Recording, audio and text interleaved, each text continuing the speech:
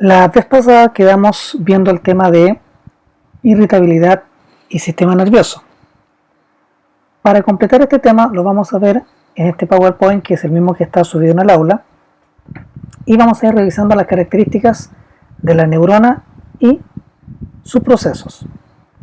Lo primero que observamos en esta lámina es que la neurona está constituida de tres partes fundamentales: el soma o cuerpo, que es el lugar donde se encuentra el núcleo y la mayor parte de los organelos; las dendritas, que son filamentos de entrada de información; y el axón, que es como el punto de salida. Recordemos que esto es lo que había explicado el otro día, que son como los periféricos de entrada, la CPU en un computador, y los periféricos de salida. En la zona del soma nos vamos a encontrar con elementos como los cuerpos de Nissl, que son restos de material proteico generado por el aparato de Golgi y que los neurocientistas actuales consideran que corresponde a la información almacenada como en memoria. Un bebé recién nacido prácticamente no tiene cuerpos de Nissl, en cambio en adulto tiene gran cantidad de estos elementos en su citoplasma. Por eso se cree que corresponde a los procesos de información o memoria almacenados en el tiempo. Sin embargo, eso es algo que no está del todo demostrado. Conjuntamente aquí van a encontrar mitocondrias y otros organelos que son obviamente fundamentales. Sin embargo, destaco la mitocondria por el gran aporte energético que va a generar en la célula. En esta zona, que es el cuello del axón, hay fibras de citoesqueleto que van a ayudar a transmitir hacia la parte inferior las vesículas sinápticas para la comunicación interneuronal. Más adelante vamos a revisar la importancia de esta estructura, que son los oligodendrocitos y los nodos de Rampier.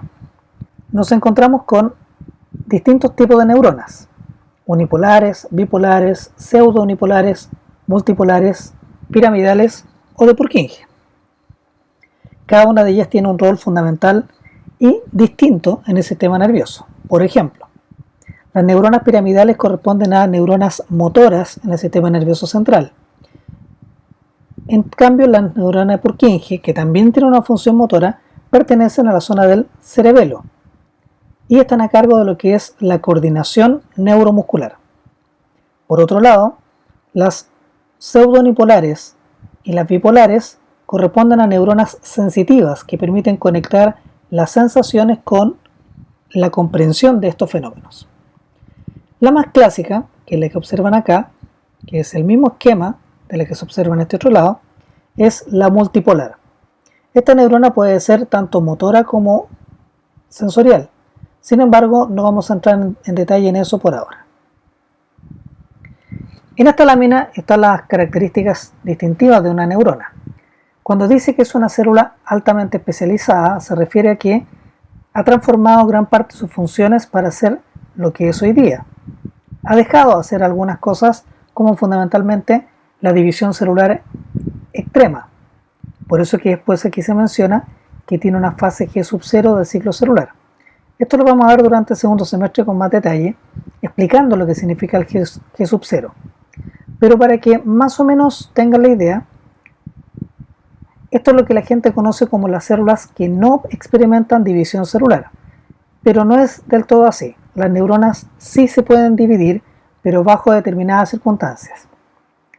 Es decir, si naciste con 10 millones de neuronas, a esta altura del partido tienes la misma cantidad. No han aumentado y potencialmente tampoco han disminuido. Pero si empiezas a aprender un nuevo idioma o tienes algún traumatismo encefálico, es probable que el número disminuya o aumente según sea el caso. Por eso se dice que es una célula muy longeva.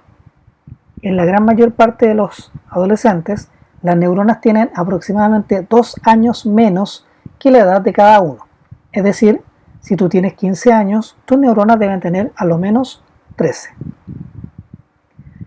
Poseen secciones especializadas, que es la que ya mencionaba recién: el soma, las dendritas y el axón. Y se apoyan en las células de la glía, que las vamos a ver a continuación. Cuando se hablaba de que eran células altamente especializadas, esto está indicado acá: poseen gran conectividad. ¿A qué se refiere eso? Bueno, las neuronas se conectan entre ellas, se comunican a través de un fenómeno que vamos a denominar sinapsis. ¿Ya? Ojo, la palabra es sinapsis.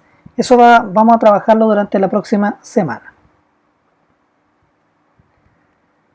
Aquí podemos ver puntualmente una neurona conectada con otras dos, pero a su vez esta está conectada con otras dos más. Estos mecanismos de conexión o de relación les permiten a las neuronas generar secuencias lógicas de progresión de información.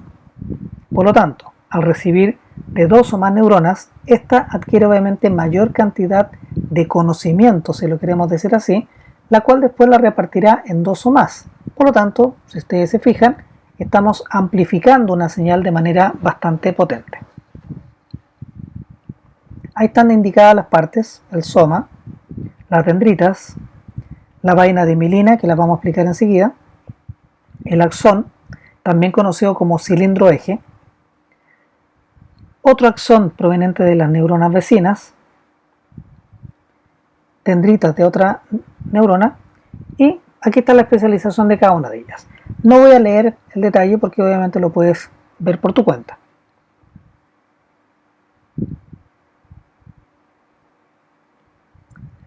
Esta es una microfotografía electrónica, microscopio óptico se refiere a esto, de neurona piramidal. ¿Eh?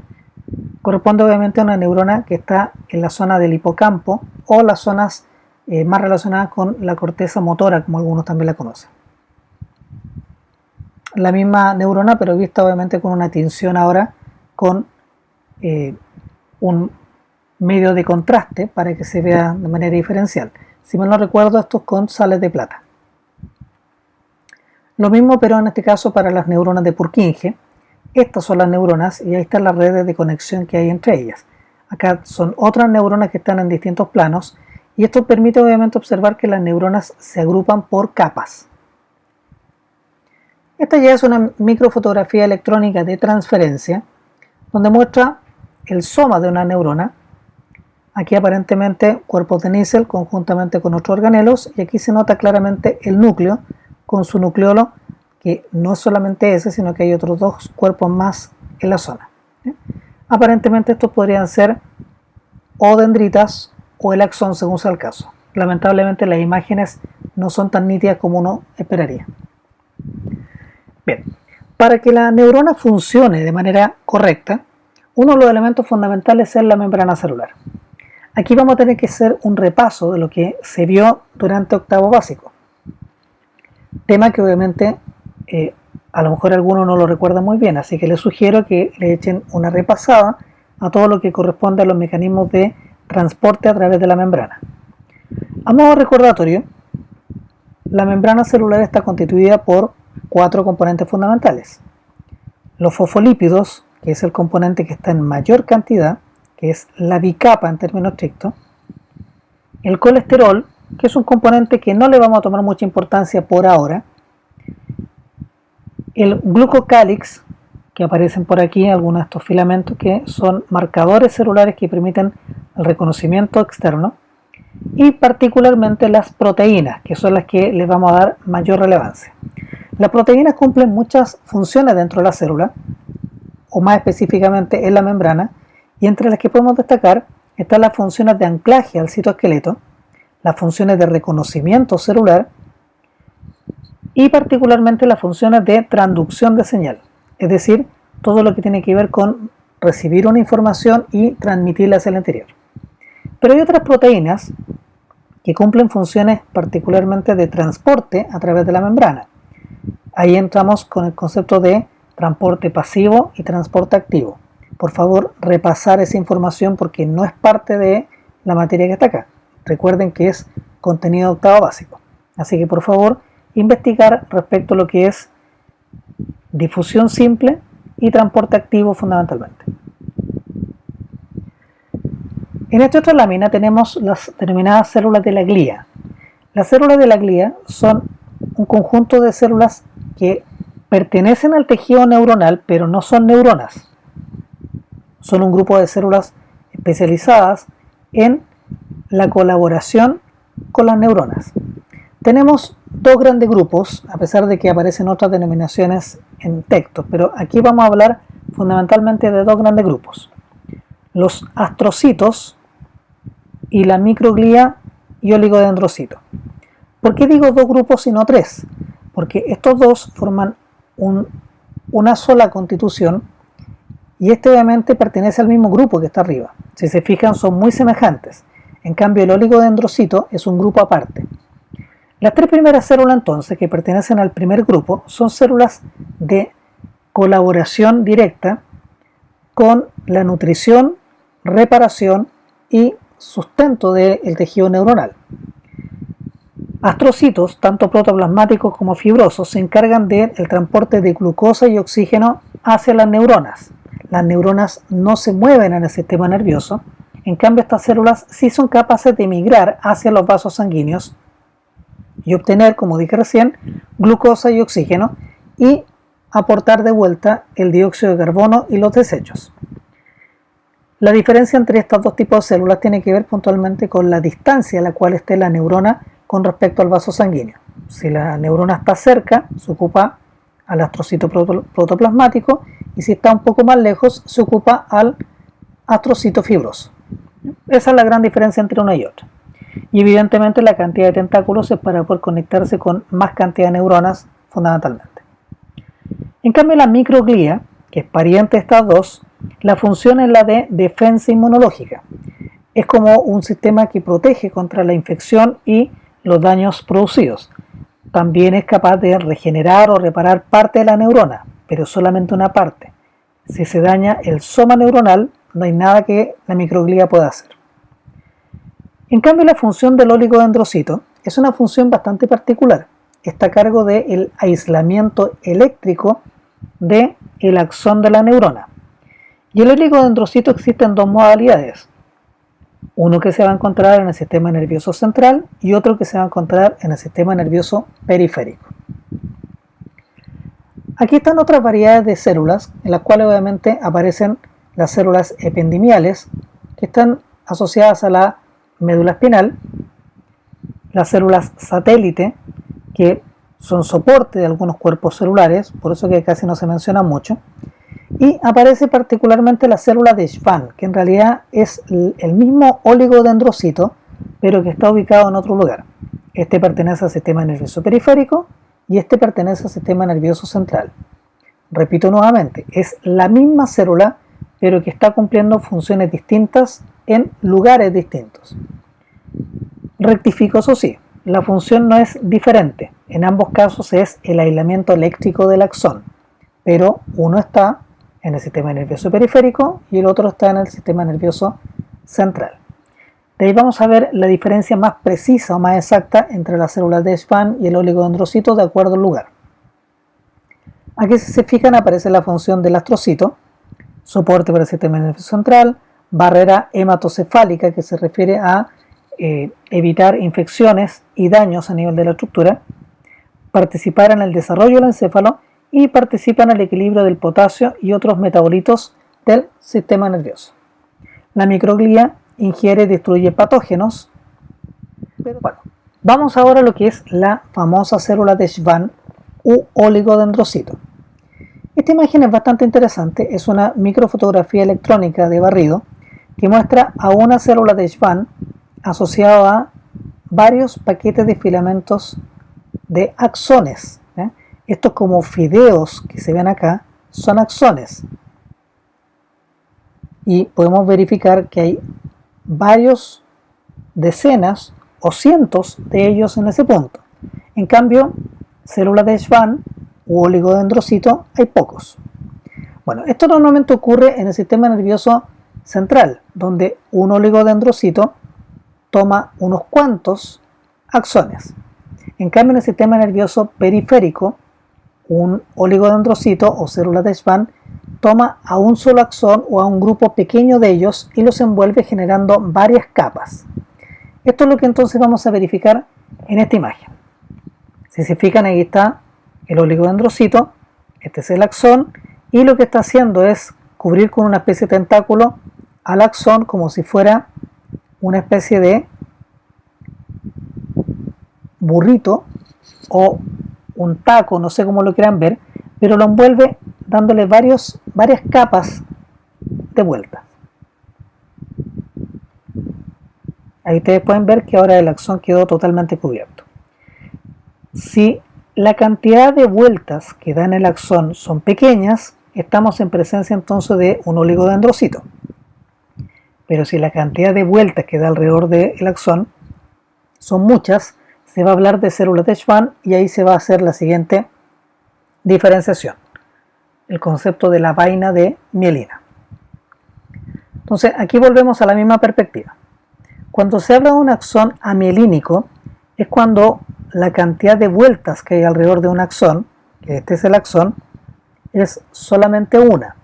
Pero si hay muchas vueltas alrededor del axón, significa entonces que tenemos un axón mielínico. Esto sería entonces en el sistema nervioso central y esto va a ser en el sistema nervioso periférico. Repito nuevamente, sistema nervioso central, sistema nervioso periférico. Por lo tanto, la célula que está acá debería denominarse un oligodendrocito y acá sería entonces una célula de Schwann. Esa es la diferencia entre una y otra, es solamente la cantidad de vueltas. Ahora, la pregunta clave es ¿por qué es tan relevante la cantidad de vueltas? La respuesta es bastante simple. A mayor cantidad de vueltas, mayor es la acumulación de una sustancia química que se llama mielina. De ahí viene el término mielínico. La mielina es como una grasa, muy parecida a la manteca. Y eso constituye un aislante eléctrico. Me imagino que algo saben de electricidad y manejarán puntualmente que las sustancias como la grasa o el plástico son aislantes que impiden que la electricidad se disipe. De manera práctica o sencilla, esto es como el recubrimiento plástico que tiene un alambre de cobre. Si el recubrimiento es muy delgado, es probable que el alambre se rompa y por lo tanto hayan fugas de electricidad. Pero si el recubrimiento es grueso, la posibilidad de que se rompa el cable es muy baja y por lo tanto no hay disipación de electricidad. Esa es la diferencia entre uno y otro. Aquí entonces la protección es mínima porque la longitud del cable es pequeño. En cambio aquí la protección tiene que ser muy grande porque la longitud del cable es mayor. Piensen que este axón viaja desde la médula espinal hasta el dedo de la mano o el dedo del pie. Por lo tanto son varios metros de distancia. O no varios metros, pero sí por lo menos 1 metro y fracción en el caso de la médula espinal hasta el dedo gordo del pie.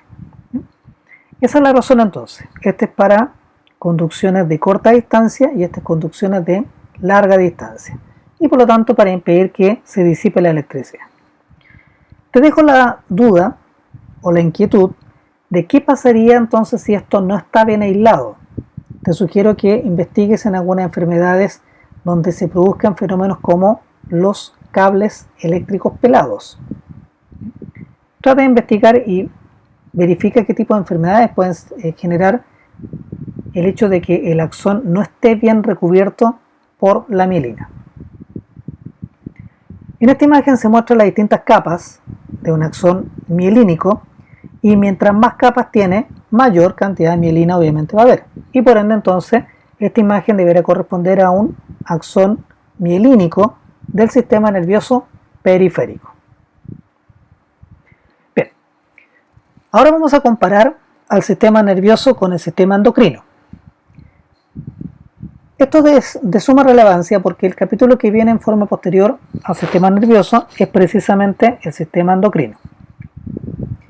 La gran diferencia que hay entre los dos está particularmente en la forma en la cual se transmite la señal.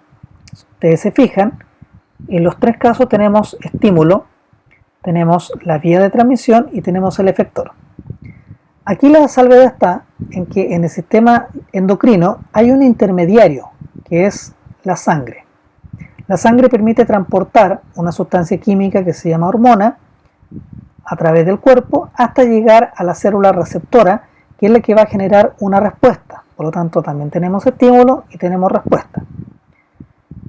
En cambio acá, el estímulo viaja a través del axón, por lo tanto no hay un intermediario, va directamente desde la neurona hasta llegar a la célula efectora o célula blanco, como también le llaman algunos. Por lo tanto, por eso es que aparece ese término, no porque la célula sea de color blanco, sino que se le llama así por el famoso juego del tiro al blanco. Entonces, se le puede llamar célula blanco o célula efectora. A mí me gusta más este término, pero es un tema personal. Entonces, cuando la neurona transmite la señal, le llega a la célula receptora o célula efectora, y esta genera la respuesta. Ahí tenemos entonces la primera gran diferencia, la forma en la cual se transmite la señal. Pero la segunda y principal diferencia es la velocidad a la cual se genera. Mientras esto se puede demorar segundos, minutos, horas o hasta días en que llegue la hormona a la célula blanco, esto es de manera casi instantánea. Solamente analiza que si estás pensando en un color y ya lo estás visualizando en tu cerebro, eso se demoró menos de una centésima de segundo en ser procesado en por lo menos 100 o 500 neuronas. Por lo tanto, cada neurona tiene que haber procesado en aproximadamente una milésima o una millonésima de segundo, lo cual es muy distinto con respecto a esto. Esto, si bien es cierto, confiere una ventaja, también genera una desventaja, porque nos hace cometer errores como los que he cometido durante la presentación, que si se fijaron, a veces no sale la palabra que uno quiere o se tartamudea o hay ciertas expresiones que no se mencionan bien. Y eso se produce porque las neuronas también colapsan entre ellas y no transmiten la información como uno esperaría. Por lo tanto, si bien es cierto, funcionan muy rápidamente, pero también pueden generar muchos errores en la transmisión en el proceso. Por eso que hay que tratar de tomar al sistema nervioso con calma, porque de lo contrario es muy probable que cometemos errores no forzados, como se le denominan en general. Como les explicaba desde un principio, las neuronas tienen como principal característica su conectividad. Y su conectividad está fundamentada en este parámetro o en esta especie de teoría que se llama el efecto excitación-inhibición. Si ustedes recuerdan, la palabra excitación significa estimulación o generar una respuesta. En cambio, la inhibición es lo contrario, es bloquear o frenar una respuesta. Por lo tanto, lo podemos colocar esto con un signo positivo y esto con un signo negativo. Entonces, analicemos ahora. Si yo quiero mover un brazo, tengo dos posibilidades. O genero una extensión o genero una flexión, dependiendo puntualmente cuál es lo que quiera hacer. En este caso, si yo quisiera estirar mi brazo, tengo que generar una extensión de un músculo en particular. Al revés, si quisiera acercarlo a mí, tendría que hacer una flexión. Entonces, suponiendo que mi intención es extender el brazo, yo tengo que justamente bloquear al músculo flexor, y estimular o excitar al músculo extensor. Entonces, esta es la vía de comunicación. Entonces, ustedes se fijan, la neurona aferente recibe la información de la parte alta del cerebro y le ordenó que estimulara a la motoneurona extensora y esta a su vez estimula positivamente al músculo extensor. Pero paralelamente se debe bloquear la acción del músculo flexor, porque lo contrario se produciría una complicación. No podemos extender y flectar al mismo tiempo. Por lo tanto, hay que bloquear esta comunicación. Esta es una de las vías características, lo que significa entonces que nosotros tenemos que tener a lo menos, si se fijan en términos estrictos, ¿cuántas neuronas? 5 neuronas para poder ejecutar un movimiento simple. Piensen ahora cada vez que tienen que abrir o cerrar su mano, particularmente los dedos. Si extienden los dedos, están bloqueando al músculo flector. Si flectan los dedos, están bloqueando al músculo extensor. Bien, vamos a aprovechar de tomar un descanso, ya que el tema ha sido bastante extenso. Nos juntamos en un tiempo más.